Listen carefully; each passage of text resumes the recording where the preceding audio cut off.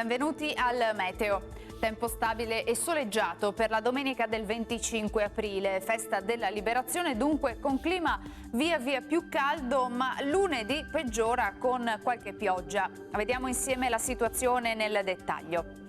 Sul Veneto situazione tranquilla, sarà una giornata caratterizzata, come vediamo, dalla presenza del sole. Il cielo sarà sereno o al massimo con poche nubi sparse. In serata addensamenti sui rilievi con prime precipitazioni, in genere di debole intensità.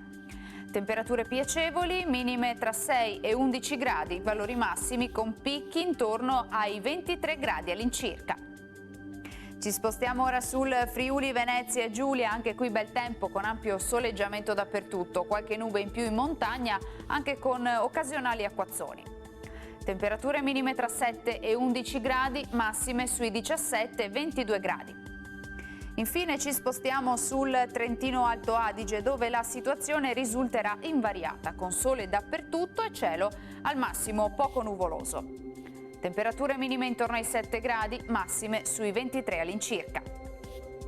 Dal Meteo per ora è tutto, vi auguro come sempre un buon proseguimento con Antena 3.